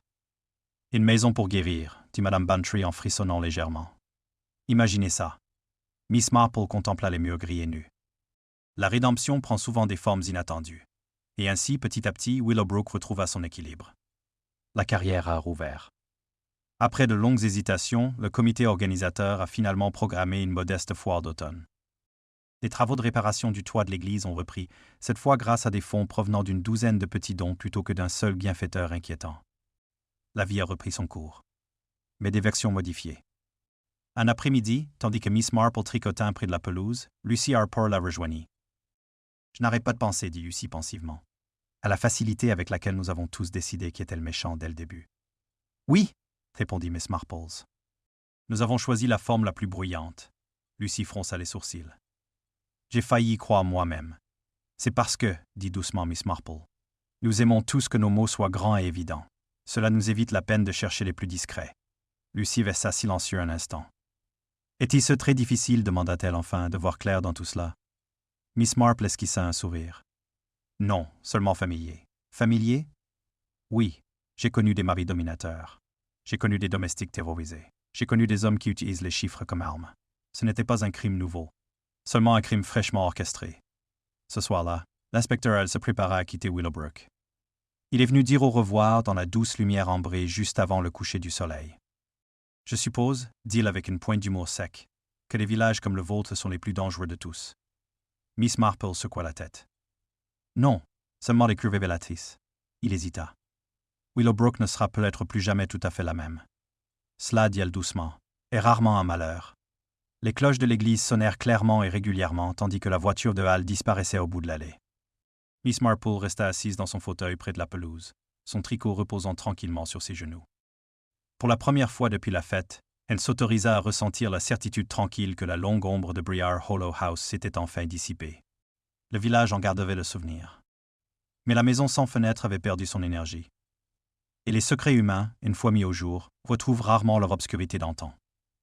Si vous le souhaitez, je peux continuer avec chapitre 9, où les conséquences juridiques se dévoilent, le village redéfinit la loyauté et la culpabilité. Et Miss Marple médite en silence sur la frontière invisible entre justice et miséricorde. Vous avez dit, 9 ChatGPT a dit, chapitre 9. Les lignes de la justice, la loi arriva à Willowbrook avec la gravité délibérée d'une procession longuement répétée. Bien que le crime lui-même ait été rapide, ses conséquences se sont déployées lentement, s'insinuant dans le quotidien du village avec une persistance presque rituelle. Les citations à comparaître ont remplacé les commérages. Les audiences ont supplanté les soupçons. Ce qui se chuchotait autrefois dans les coins se disait désormais à voix haute dans des caisses dénuées de toute émotion. L'inspecteur Ed est revenu non pas en tant qu'enquêteur cette fois, mais en tant que témoin. Et Willowbrook, pour la première fois de sa paisible histoire, se sentit entraîné dans la longue machinerie du jugement. Les audiences préliminaires ont eu lieu à Marlincombe à la fin du mois. Madame Agnès Crowley a plaidé coupable de complot et de son rôle dans la dissimulation du corps. Son aveu fut dépourvu de toute emphase, de tout grand repentir. Elle reconnut seulement, avec lassitude, avoir agi ainsi faute d'issue. Harold Venn, Henry Vanch, a plaidé non coupable. Ce n'était pas un meurtre, dit-il calmement. C'était la nécessité. Les mots résonnèrent de façon audible dans la petite salle d'audience. Miss Marple, assise tranquillement derrière Lucy Harper et Madame Bantry, songea que la nécessité avait été l'alibi préféré des tyrans à travers l'histoire. George Pritchard a été appelé comme témoin le 3e jour. Il prit place à la barre avec une réticence visible, sa large carrure raide sous le regard formel inhabituel des agents de police de passage. « Oui, dit-il, je suis allé à Briar Hollow ce soir-là. »« Oui » a-t-il admis. Je l'ai menacé avec des mots. Et non, conclut-il d'un ton assuré. Je ne l'ai pas frappé, je l'ai laissé en vie. Le contre-interrogatoire a tenté de le déstabiliser. La ruine financière a été présentée au tribunal comme mobile, son tempérament comme instrument. Mais lorsqu'il a démissionné, il était un homme libre. Pour la première fois depuis des semaines, un son inouï, jamais entendu à Willowbrook, se fit entendre faiblement dans la chambre. Applaudissements. Le juge l'a immédiatement fait taire, mais le soulagement qu'elle a engendré ne pouvait être effacé. Margaret Bellamy n'a pas témoigné en audience publique. Ses médecins s'y sont opposés. Au lieu de cela, une déclaration sous serment a été soumise mesurée, précise et dévastatrice dans sa simplicité. Il détaillait le confinement. Contrôle. Peur. Et la nuit où elle frappa son mari, terrifiée, croyant l'avoir tué. Sa dernière réplique a été lue à haute voix. J'ai fui parce que je croyais que la mort l'avait libéré du pouvoir. Je ne savais pas alors que le pouvoir lui survivrait. Miss Marple baissa les yeux tandis que la salle d'audience assimilait cette vérité. Le procès proprement dit a débuté au début de l'automne. À ce moment-là, Bria Hollowhouse s'était barricadée et recouverte d'échafaudage. Vue de la verdure, elle semblait presque blessée, enveloppée de planches pâles comme des bandages. Le village ne pouvait plus la distinguer clairement, et Miss Marple pensa que c'était peut-être une forme de bienveillance. Harold Venn a mené sa défense avec une clarté glaçante.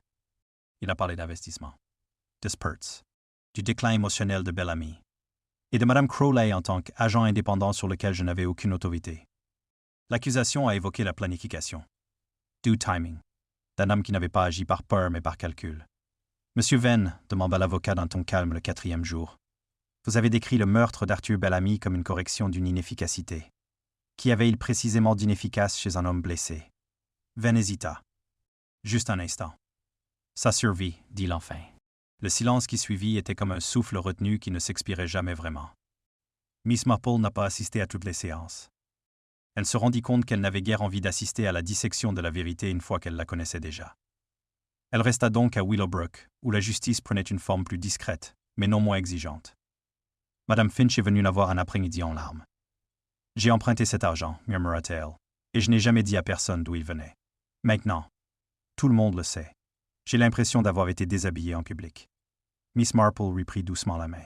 « Vous avez été révélée? Pas dénudée. Il y a une différence. » Madame Finch sanglota. « Croyez-vous qu'ils me feront à nouveau confiance un jour? » « Oui, dit Miss Marple. Mais ils vous feront confiance différemment. Et peut-être, vous aussi, vous vous ferez confiance. Le colonel Archer, lui aussi, a été modifié. Il renonça à son poste à la tête de plusieurs comités et s'en remit finalement à la sagesse tranquille des autres.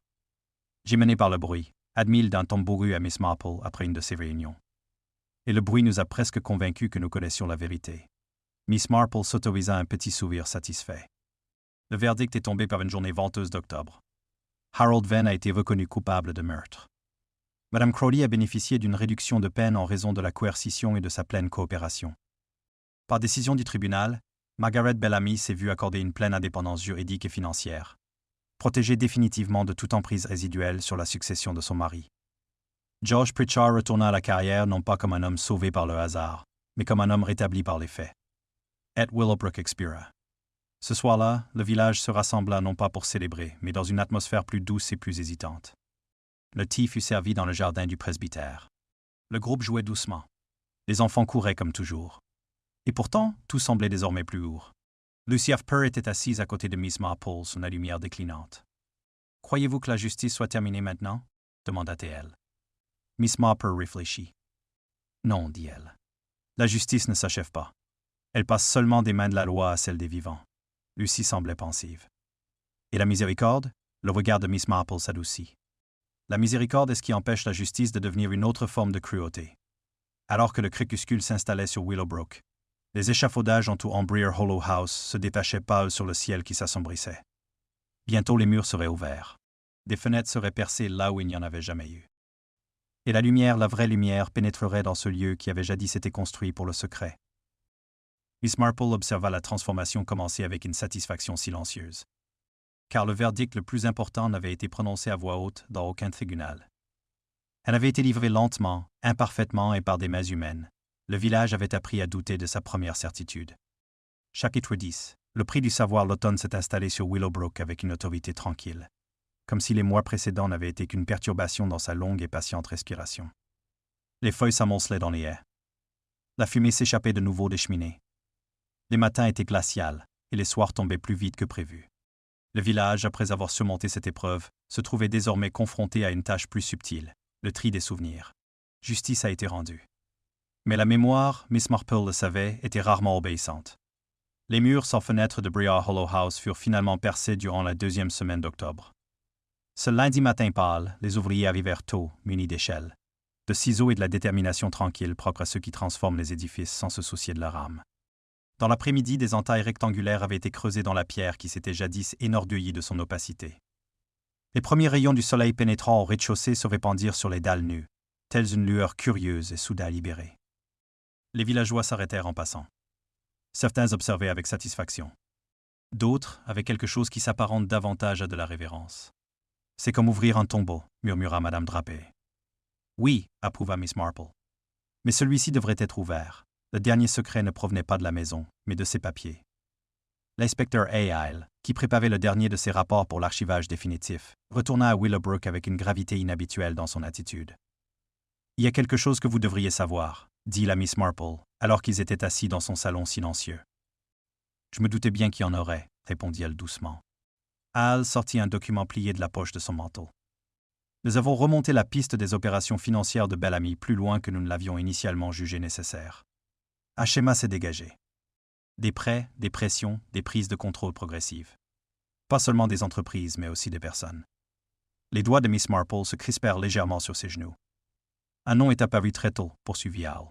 « Il y a près de 30 ans, un homme qui a perdu sa fortune, sa réputation et finalement la vie. Il a posé le papier sur la table. Le nom qui y était écrit était Edward Marple, le père de son neveu, la meilleure amie de son propre frère. » Miss Marple ne bougea pas.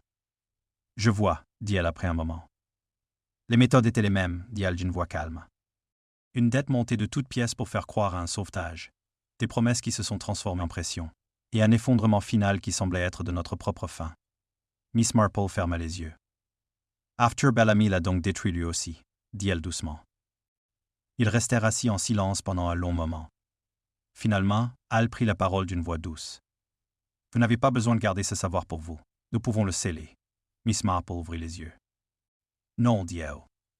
Une vérité trop hermétiquement scellée devient une autre Briar Hollow. » Hal l'observa avec un profond respect. « Vous avez perdu bien plus que le village ne l'a jamais su. »« Oui, » acquiesça-t-elle. « Mais j'ai enfin compris. La fracture, lorsqu'elle survint, ne divisa pas le village, mais ses loyautés. Le colonel Archer ne pouvait pardonner qu'on exhume de vieux liens. À quoi bon remuer le passé ?» s'est-il exclamé lors d'une réunion du comité paroissial. « Les coupables sont punis. Faut-il aussi salir la réputation des morts ?» Madame Bantry lui répondit avant même que Miss Marple ait pu le faire. « Les morts vivent déjà avec la vérité, » dit-elle sèchement. « Ce sont les vivants qui en ont été épargnés trop longtemps. » Le silence se fit dans la pièce. Une limite avait été franchie. Non pas entre le bien et le mal, mais entre le confort et l'honnêteté. George Pritchard vint rendre visite à Miss Marple un soir, alors que les premières gelées argentaient les haies. « On me dit que ma perte serait survenue même si je ne l'avais jamais rencontrée, » dit-il avec amertume. Bellamy y prenait goût. Miss Marple acquiesça. La ruine fit sa récolte. Pritchard fixa ses mains. « J'ai failli commettre un meurtre à cause de lui. Et j'ai pris du recul, » dit Miss Marple. « Cela compte. » Il hocha lentement la tête. « Margaret Bellamy, désormais légalement Margaret Vaughan, a quitté la maison de votre tête fin octobre. Elle n'est venue à Willowbrook qu'une seule fois avant de s'installer chez des parents éloignés près de la côte. Je voulais voir la maison une fois les fenêtres ouvertes, a-t-elle dit. Juste une fois. Ils se tenaient ensemble sur la pelouse, observant la lumière pénétrer librement dans les pièces où Margaret avait autrefois été cachée comme un objet dans un tiroir. J'ai longtemps rêvé de lumière, dit doucement Margaret. Mais j'avais peur de ne pas la reconnaître. Et maintenant, demanda Miss Marple. Margaret esquisse UN Sourire. Maintenant, je crois que j'étais faite pour ça. Ce soir-là, Miss Marple était assise seule dans son salon, sans tricoter pour une fois. Le feu était faible. La lampe unique projetait un cercle de lumière précis. Elle pensa à l'ami de son frère. Aux décennies où une vérité silencieuse était restée enfouie sous une certitude polie. À la facilité avec laquelle le mal avait appris le langage de la respectabilité. La pure gentillesse, murmura-t-elle à la pièce vide. Et parfois le déguisement le plus efficace. Et cette pensée lui insuffla le poids silencieux et indéniable de ce qu'elle avait elle-même fait. Elle avait découvert la vérité ultime. Mais ce faisant, elle avait brisé la dernière illusion qu'elle nourrissait elle-même. Le dimanche suivant, Les fidèles de Willowbrook se sont réunis pour l'office du matin sous un ciel d'un bleu pâle et élevé. Le vicaire n'y parle ni de péché, ni de condamnation, mais de vision. Non pas la vision de la certitude, a-t-il déclaré, mais le courage de voir à nouveau après que la certitude a échoué. Miss Marple écoutait, la tête légèrement baissée. Lorsque l'assemblée se dispersa, Lucy Harper marcha à ses côtés. « Est-ce que ça devient plus facile un jour ?» demanda Lucy. « Savoir des choses que les autres préféreraient ignorer ?» Miss Marple réfléchit. « Non, dit-elle doucement. Mais cela devient nécessaire. » À l'approche du mois de novembre, les échafaudages ont été démontés à Briar Hollow House. Les fenêtres sont restées claires, ouvertes. Et lorsque la lumière tombait sous un certain angle en fait d'après-midi, elle traversait directement le rez-de-chaussée et ressortait n'étant plus piégée et n'étant plus effacée. Miss Marple s'arrêta pour la regarder une dernière fois en passant. Le prix du savoir, songea-t-elle, ne se payait jamais avec une seule pièce de monnaie. Le paiement s'est fait dans le calme. En mémoire. Dans l'abandon silencieux des mensonges réconfortants. Et pourtant, ce prix, bien que élevé, valait toujours la lumière du jour qu'il permettait d'obtenir. Chapitre 11. Le dernier Vico Willowbrook s'installa dans l'hiver avec le calme sur Eden House, qui avait appris à un prix élevé combien ses certitudes étaient fragiles. Chaque matin, le givre traçait des dentelles le long des haies. L'étang, à la lisière du puits, était recouvert d'une fine couche de glace. La fumée des cheminées s'élevait basse et droite, comme si le froid lui-même retenait son souffle. La vie suivait son cours, comme toujours. Mais elle le suivait désormais avec une attention nouvelle, comme si chaque âme du village avait appris à regarder à deux fois ce qui auparavant ne nécessitait qu'un coup d'œil. Miss Marple ressentit le changement le plus intensément dans les silences. Ils n'étaient plus vides. Ils étaient attentionnés. Le dernier écho de l'influence d'Arthur Bellamy a refait surface un jeudi après-midi américain, non pas dans un registre, ni dans un document juridique, mais dans quelque chose de bien plus petit et de bien plus révélateur. Lucy Harper arriva au cottage de Miss Marple dans un état d'agitation contenue. « Il y a un homme au magasin, dit-elle. Il pose des questions sur de vieilles dettes, des dettes qui remontent à des années. Il prétend agir pour le compte d'une société qui a racheté les parts de Bellamy. » Miss Marple posa sa tasse de thé. « Et quel genre d'homme est-il » Lucy hésita. « Poli, trop poli. » Miss Marple se leva aussitôt. « Alors nous ne devrions pas le faire attendre. » L'homme s'est présenté comme M. Collins. Il était élégamment vêtu, portait des chaussures soignées et tenait une mallette qu'il ne quittait jamais vraiment de sa main. Il souriait souvent, mais son sourire n'atteignait jamais ses yeux. « Je représente une fiducie financière qui a acquis aux enchères certains des actifs dormants de M. Bellamy, expliqua-t-il au comptoir, sa voix douce comme du bois poli. À 5 heures règlement de dette de Rutan. Miss Marple l'examina doucement. « Et vous comptez récupérer votre argent ?»« Dans la mesure du possible, a déclaré M. Collins. Bien entendu, les tribunaux statueront sur la validité de chaque compte, mais beaucoup préfèrent régler les affaires à l'amiable. En effet, dit doucement Miss Marple. C'est ainsi que s'exerce si souvent le pouvoir silencieux. Ses yeux ont vacillé. Le soir venu, la moitié du village avait été visitée. D'anciennes figures ont été réintroduites dans de nouvelles conversations. De petites sommes. Obligations ancestrales. Des subtilités techniques exhumées de tombes que ma loi venait à peine de finir de creuser. La réaction fut immédiate et sensiblement différente de ce qu'elle avait été auparavant. Là où régnait la peur, il y avait maintenant de la résistance. Là où régnait autrefois le secret, il y avait désormais une mémoire collective. George Pritchard a interpellé ouvertement M. Collins devant le bureau de poste. « Vous parlerez à mon avocat, » dit-il d'un ton catégorique. Et à personne d'autre. Madame Finch a refusé d'ouvrir sa porte.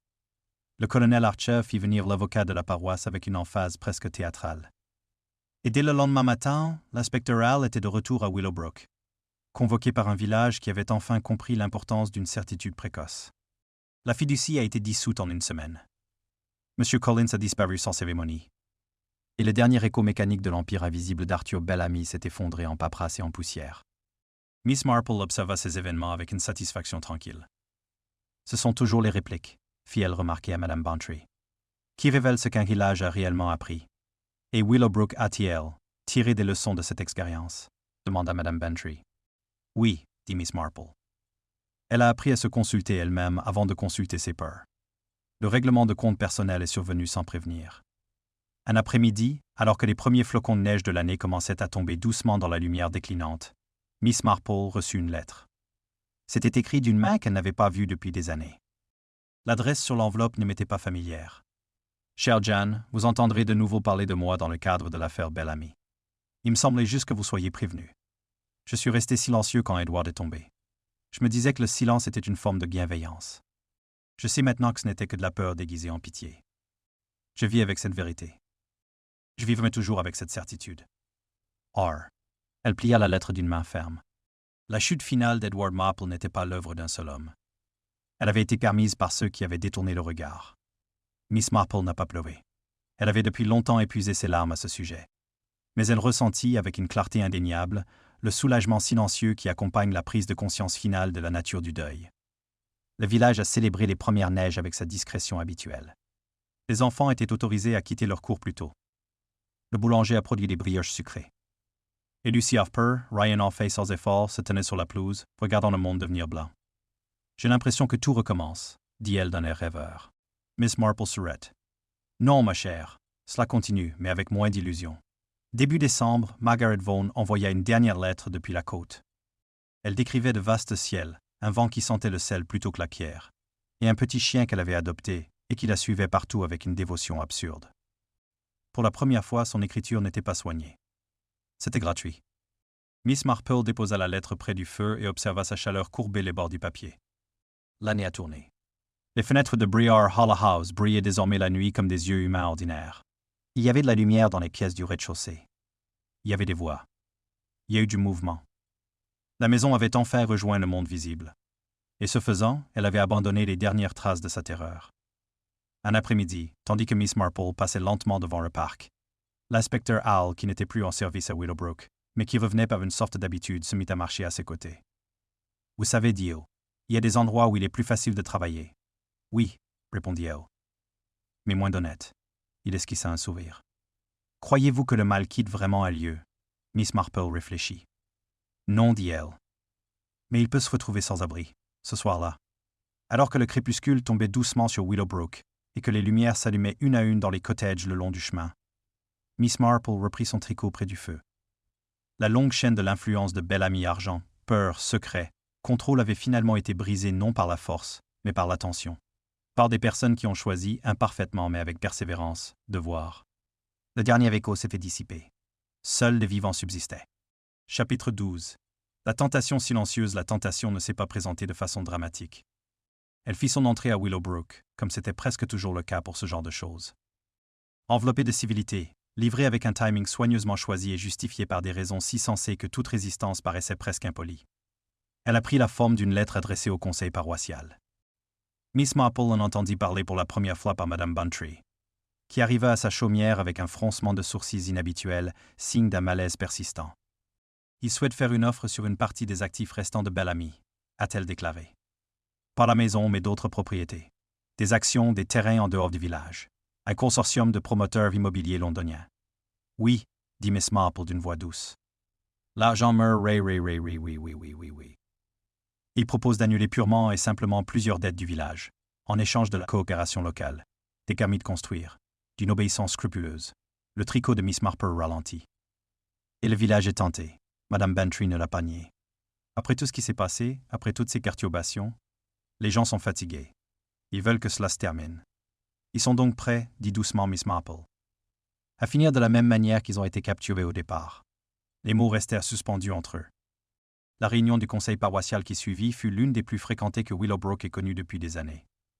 Même ceux qui s'aventuraient rarement dehors après la tombée de la nuit venaient, attirés par l'étrange magnétisme d'une décision qui promettait le confort au prix de la vigilance.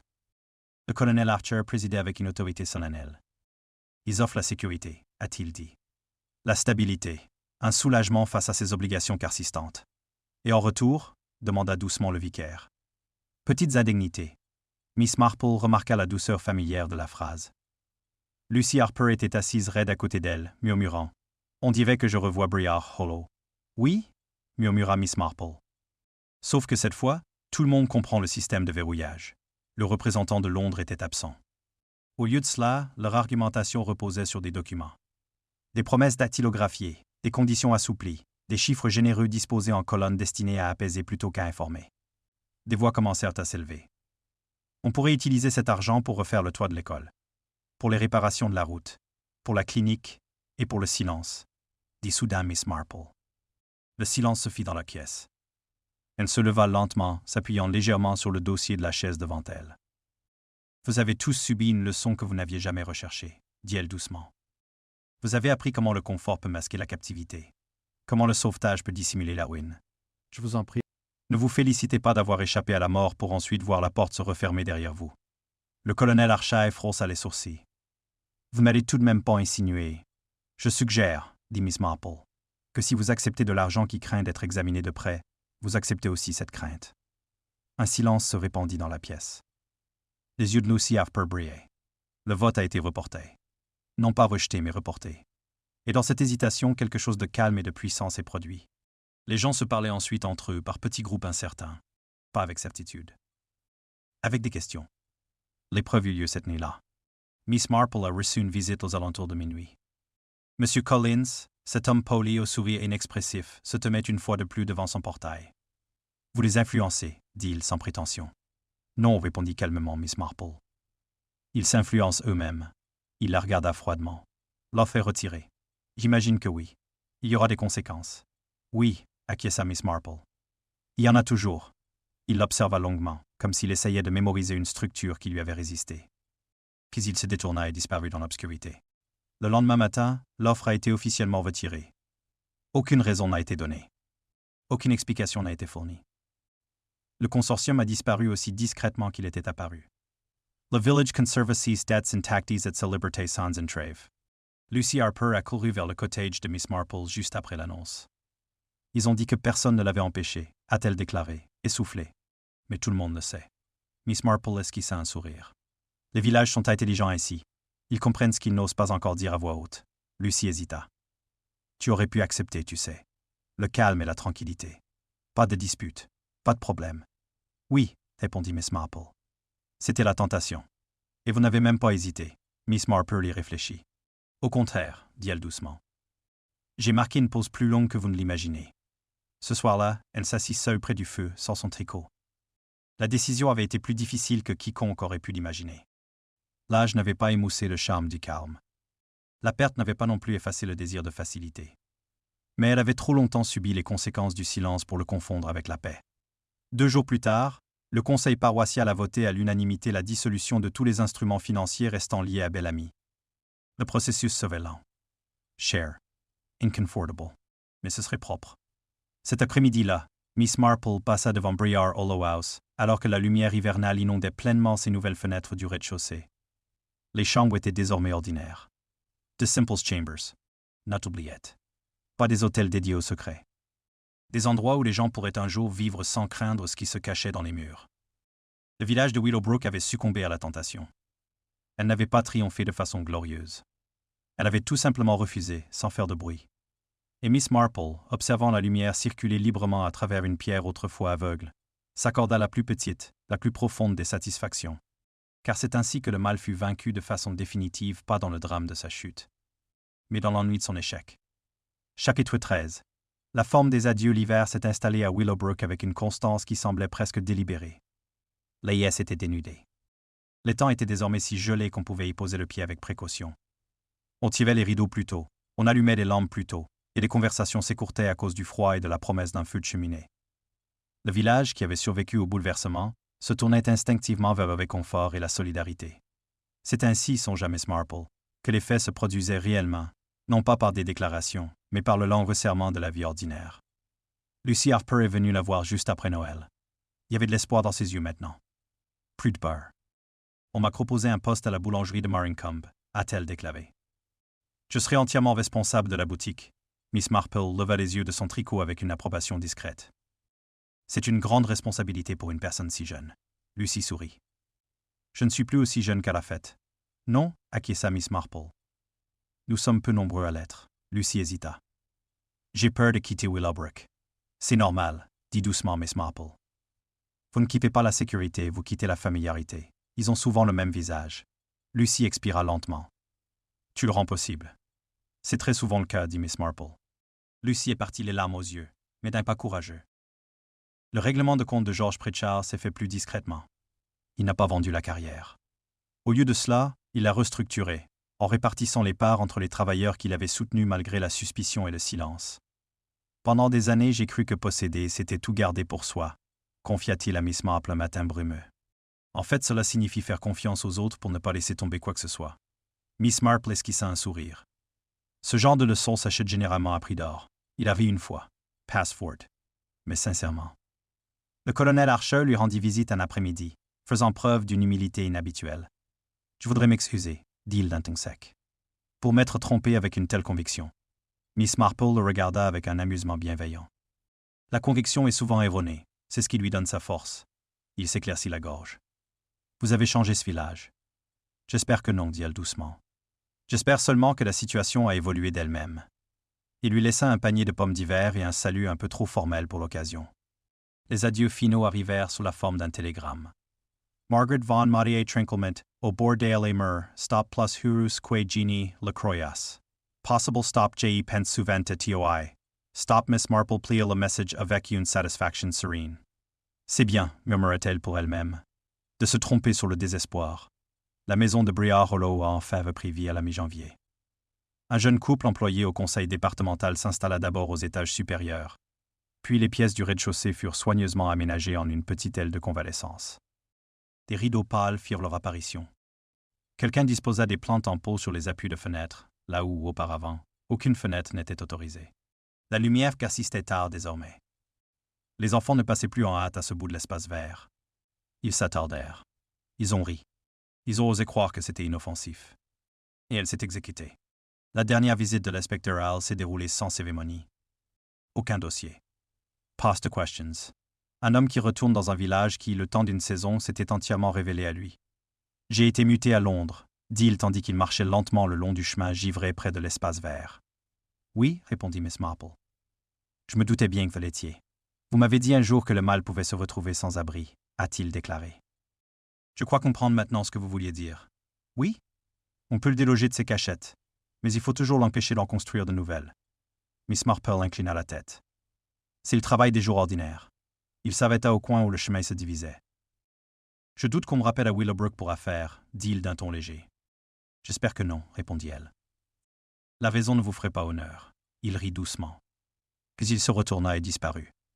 Miss Marple sentit enfin la faire relâcher son emprise sur elle. Pas avec soulagement. Avec achèvement. Ce genre de question n'apparaissait que lorsque chaque question importante s'était posée et avait reçu, tour à tour, une réponse discrète. La veille du départ de Lucy Harper pour Mallincombe, le village lui offrit adieu prétexte à une quantité excessive de gâteaux et à des chants inappropriés. Miss Marple observait depuis son fauteuil près du feu tandis que Lucy acceptait les étreintes. Les rires et au moins 3 promesses concurrentes de visite hebdomadaire. Lorsque le calme fut enfin revenu dans la pièce, Lucy s'approcha d'elle et s'agenouilla soudainement devant sa chaise. « Je ne sais pas qui je serais sans toi », a-t-elle simplement dit. Miss Marple posa sa main sur les cheveux de Lucy. « Tu resterais toi-même, dit-elle. » Mais plus tard, la neige tomba à nouveau cette nuit-là. Doux, patient, n'effaçait rien. Uniquement du lissage. Miss Marple l'observait par la fenêtre tout en se préparant à aller se coucher. Pour la première fois depuis des mois, ses pensées ne se tournèrent pas vers la maison sans fenêtre.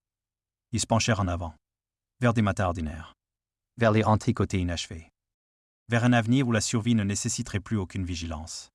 Le matin, elle se leva lentement. Le village était calme et blanc. La fumée s'échappait à nouveau régulièrement des cheminées. Des empreintes de pas sillonnaient la pelouse où les enfants avaient déjà testé la neige avant le petit déjeuner. Vai, ininterrompu. Miss Marple s'arrêta sur le seuil de sa porte, son manteau à la main. Les travaux de Briar Hollow étaient terminés. Ce qui restait était vivant. Et cela, elle le savait, resterait toujours le plus grand mystère. Chapitre 14. Les conséquences. Le printemps est revenu à Willowbrook comme toujours. Discrètement, sans cérémonie, et avec l'impression d'avoir été inévitable depuis toujours. La neige s'estompa dans les souvenirs. Les haies bourgeonnèrent. L'étang se ramollit et la glace fondit dans un murmure nocturne et secret. Lorsque les jonquilles apparurent sur la pelouse, leurs corolles jaunes dressées d'un optimisme sans retenue, on pouvait presque croire que le village n'avait jamais connu l'obscurité. Presque. Miss Marple, de nouveau assise dans son fauteuil habituel près de la pelouse, s'autorisa un petit sourire discret à la vue des premiers crocus, qui perçaient la terre avec une douce insistance. Il y a, murmura-t-elle pour elle-même, beaucoup à dire sur la persévérance. L'aile de convalescence de Briar Hollow House a ouvert ses portes en mars. Aucune annonce ne fut faite, hormis un bref article dans le bulletin paroissial. Aucune cérémonie ne suivit. Par la simple force des usages quotidiens, l'endroit devint un lieu de repos pour les âmes fatiguées. Ce premier matin, Miss Marple passa devant la maison avec un panier d'œufs pour Madame Draper. La lumière du soleil inondait les murs autrefois sans fenêtre. Une infirmière s'est penchée à l'une des fenêtres du rez-de-chaussée pour secouer un linge blanc. Un vieil homme frêle, à la chevelure argentée et ébouriffée, était assis près de la vitre, lisant à voix haute avec un grand sérieux. La maison avait enfin appris à respirer.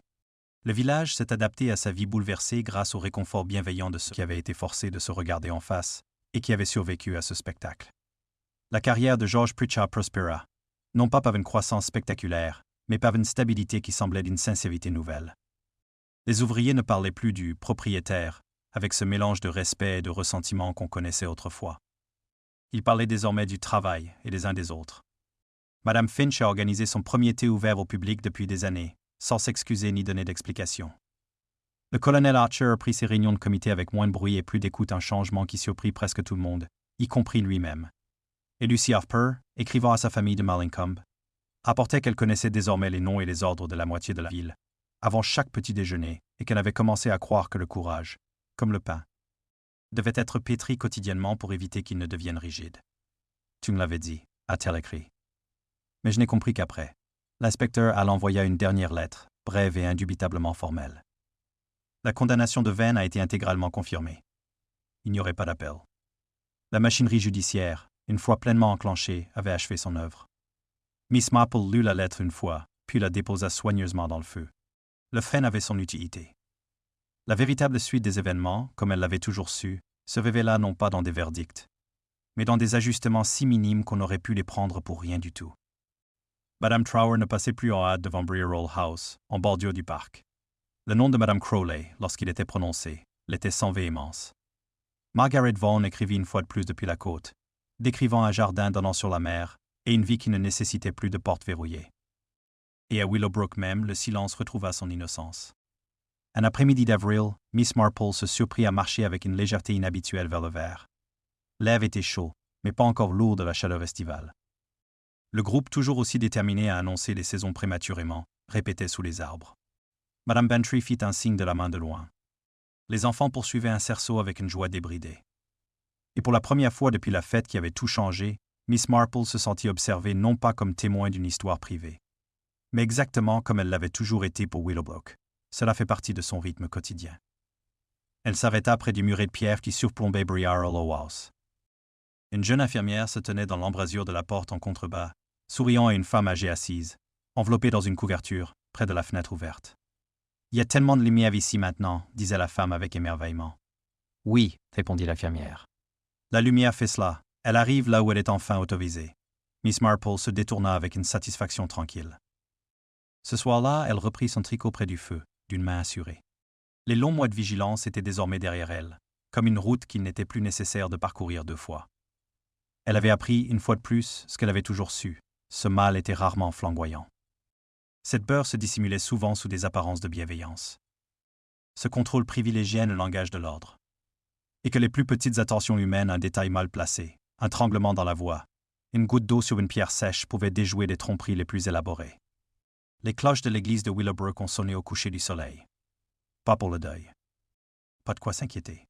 Uniquement pour la douce fin de la journée. Miss Marple posa son tricot et écouta le son qui flottait à travers la verdure et pénétrait par les fenêtres ouvertes de la maison qui, autrefois, craignait à peine d'être vue. La vie est reprise. Pas échangé. Mais plus fry encore. Plus tard dans la nuit, alors qu'elle se préparait à aller se coucher, Miss Marple s'arrêta un instant pour contempler une dernière fois le village paisible. Des lumières brillaient doucement derrière les rideaux. Les bruits de pas s'estompaient le long de l'allée. Quelque part, une porte s'est fermée non pas dans le secret, mais avec la douce finalité du repos. Elle pensa brièvement à Fur Bellamy et à Harold Venn et à toutes les prisons soigneusement construites qu'ils avaient érigées. Puis elle pensa à Margaret, au bord de la mer, de Lucy dans sa boutique animée, de George dans sa carrière commune, d'une maison qui avait appris à quoi servaient les fenêtres. Le problème avec l'obscurité, dit-elle doucement dans la pièce silencieuse, c'est qu'elle se prend si souvent pour la cavanance. Elle a été la lumière. Et Willowbrook dormit, non plus dans l'ignorance, mais en paix.